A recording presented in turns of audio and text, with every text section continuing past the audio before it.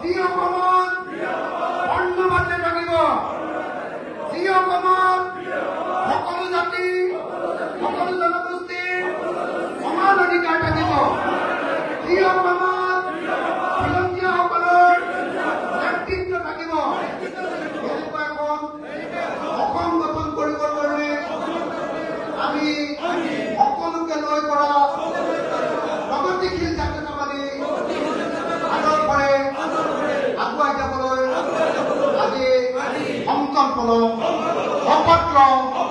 কচম খাওঁ। আজি আমি শপত খাইছো যে অসমত আমি ৰূপান্তৰ কৰি অসমৰ কাৰণে বিশেষ ৰাজ্যৰ অধিকাৰকাৰী আনিম, অসমৰ পৰা বৰ্ণবাদ নাইকিয়া কৰিম, সাম্প্ৰদায়িকতাবাদ নাইকিয়া কৰিম, ফেচিবাদ নাইকিয়া কৰিম, সাম্প্ৰদায়িকতাবাদ নাইকিয়া কৰিম আৰু প্ৰত্যেকজন অসমীয়াক আমি প্ৰফেচনেল কৰি তুলিম, আমি পেছাদাৰী কৰি তুলিম,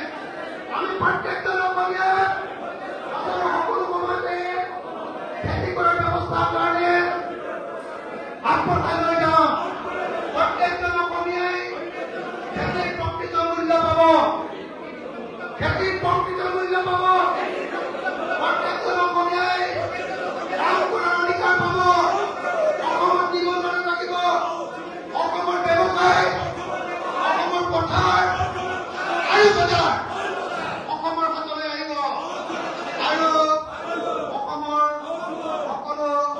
খনিজ সম্পদ, প্ৰাকৃতিক সম্পদ, অসমৰ সংস্কৃতি, অসমৰ